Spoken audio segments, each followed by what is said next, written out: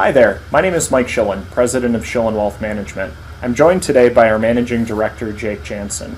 We wanted to provide all of you with some insights heading into the end of 2019 with respect to where we think the capital markets may be heading, and also to discuss some timely year-end financial planning. With that, I'm going to let Jake start with our year-end update. Perfect. So when we take a look at where we're at in the market right now, without question, we've seen a lot take place this year. We ended 2018 on kind of a low point. We recovered pretty quickly to start 2019 here, and we've seen a lot of growth along the way, but it hasn't been without hiccups. So if we take a look at valuations, I know we hear a lot of times the market hit an all-time high this year, and that can be cause for worry if you aren't understanding the underlying growth that we're seeing in not only our economy, but the financial markets as well. So taking a look at valuations, it's important to not only see where we sit right now, but historically, where are we standing? So taking a look at the 25-year average, we're only slightly above that. When we take a look at what's an acceptable range, yes, we're slightly overvalued right now, but it's not so much so that it's concerning. So the important thing to understand here is earnings continue to increase. And that's what's allowing us to see the market increase. It's not a lot of excitement. It's not people just adding money to the market. It's companies continuing to increase their profits, and that's what's driving the market forward. So if we start with the US, where do we stand right now? If we look at some of the asset managers and portfolio teams, not only here in the US, but around the world, it's always interesting to see how optimistic or pessimistic are they? So in looking at our market here in the US, without question, over the next year to year and a half, we're still slightly bullish. When we take a look at the optimism in the large cap, more so the mid cap, but definitely not in the small cap, we're looking at the most opportunity by staying with large companies and names you're probably most familiar with, instead of looking at some of the higher growth potential as we move towards the end of our market cycle here. And without question, over the last few years, growth has outperformed value. While our economy was expanding, the companies that thrive in that environment, without question, saw them thrive. Whereas the value has kind of been left in the dust, and that's created a buying opportunity in the value space as well. But when we segue into the international markets, they have really lagged US markets over the last decade. And that has really been a cause for concern for some investors. And when you start chasing performance and you don't have a forward-looking view, that's where you set yourself up for underperformance long term. When we look at the graph here, it's important to understand the US, while an important piece, is only one piece of the global economy. What we don't want to do is throw the baby out with the bathwater and not invest internationally at all. Because as I said, it's only one piece of the overall economy. If we look at the top 50 performing stocks each year, a large majority come from overseas. And that shouldn't be surprising. There are more companies overseas than there are here in the US. So we don't need to own the entire international market. We can be more selective with our international investing, but we do need to invest internationally. For the long-term investors, when we look at the difference in entry points right now, with the expansion we've seen in the US and with our market continuing to increase, our entry point right now is almost 20% higher than the international entry point. So for you to buy the same type of company overseas compared to that same type of company domestically, you would be able to get it at about a 22% discount right now. So for the long-term investors, this is a great buying opportunity just to own the same type of company but do it internationally. And if I could draw your attention to the dividend yield difference, when we have volatility, one of the main components of total return is the dividend. And if international companies are paying you 3.4% on average compared to 2% here in the US, that is meaningful. So if we can get that little extra and add to our total return during volatile times, that's going to benefit your bottom line as well. So a couple of takeaways here. If we're going to stick with US investments, let's be more prudent with the type of companies that we own. We want to own companies that have solid financial statements and that are continuing to have sustainable growth. We aren't expanding as an economy here in the U.S. as much as we were in the past couple of years, so let's not own the type of companies that rely on significant expansion. Globally, not only here in the U.S., but also internationally, we want to continue to own companies that people need to spend money on, not necessarily only want to spend money on. So we're looking at infrastructure and utilities. They're not flashy, they're not something that you love talking with your friends about, but they are very solid companies that have sustainable growth that are going to help you weather the storm with any sort of volatility we may experience ahead.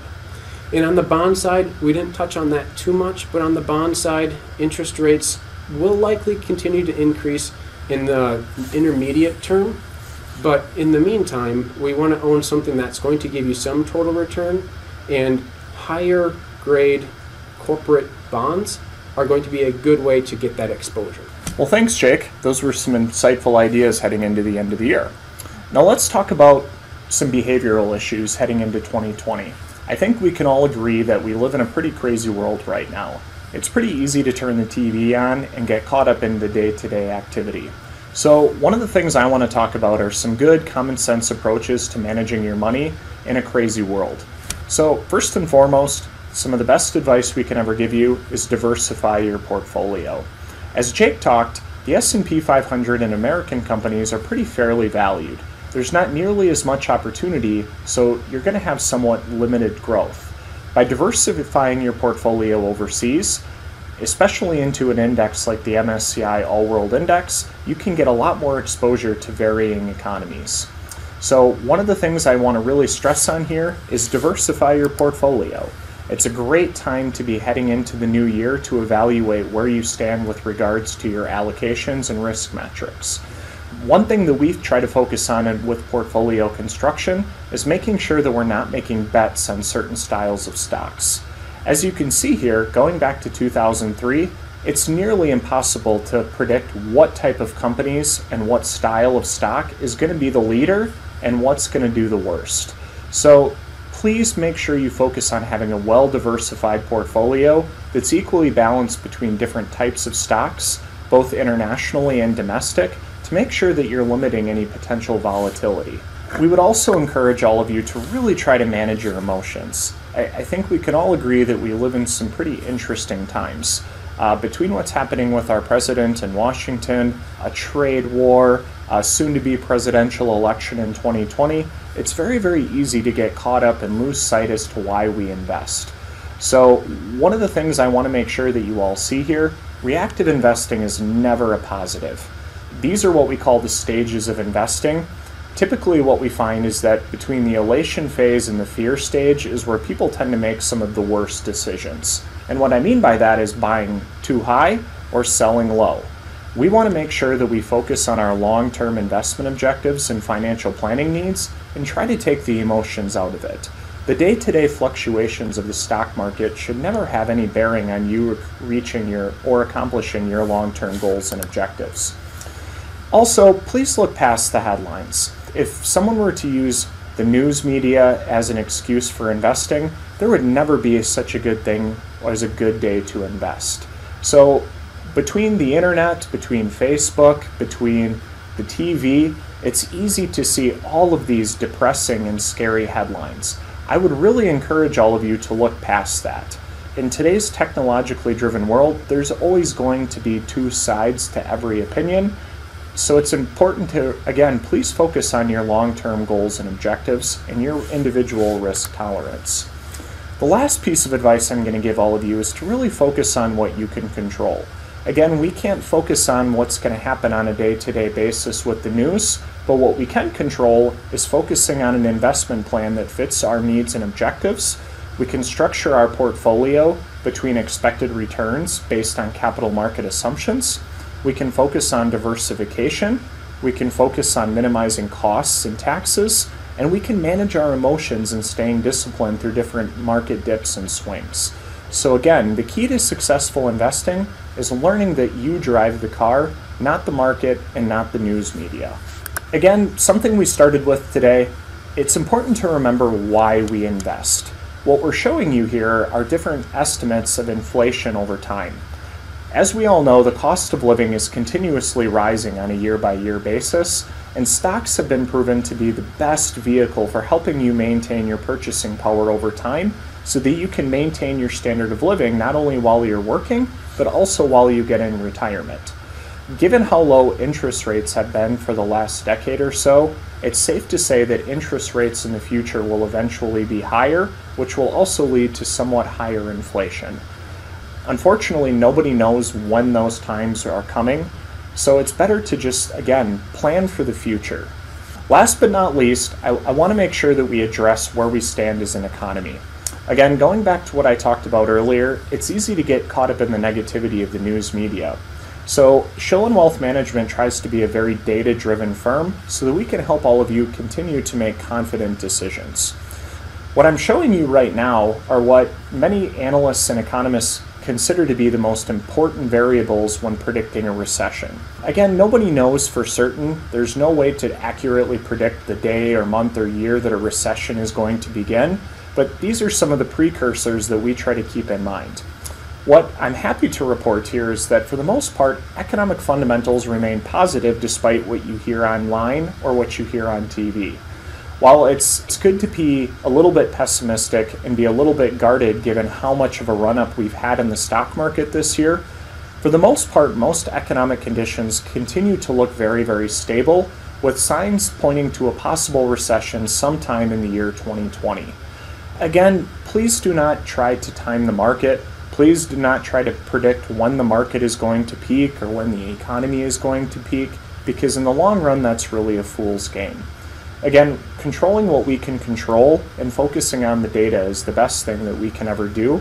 But for the most part, we feel that economic conditions remain favorable to support growth.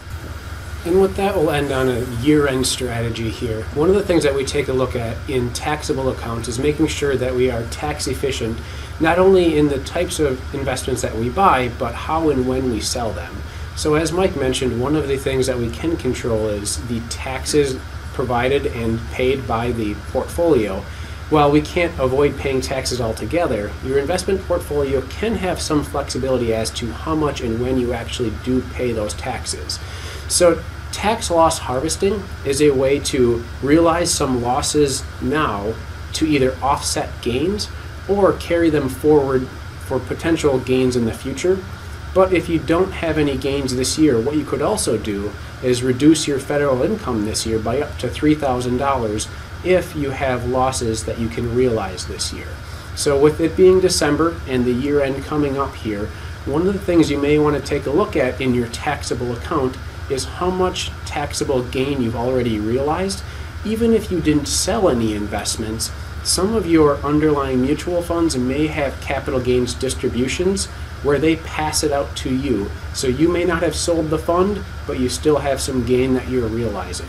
So I would encourage you to review your portfolio, see if tax loss harvesting makes sense for you before year end, and as always, consult with your accountant to see if this is something you may want to take advantage of. With that, we want to thank you for another great year of supporting Shillin Wealth Management. On behalf of our firm, we really appreciate the trust and confidence that you place in us, and it's an honor to be able to work for you, your businesses, and your families. There's a lot of things to consider heading into the end of the year. If any of you have any questions regarding your end-of-year tax planning, estate planning, or portfolio risk tolerance, please make sure to reach out to us. But with that, we want to wish all of you a very wonderful and special holiday season, and we look forward to a very prosperous 2020 with all of you. Thank you. Thank you.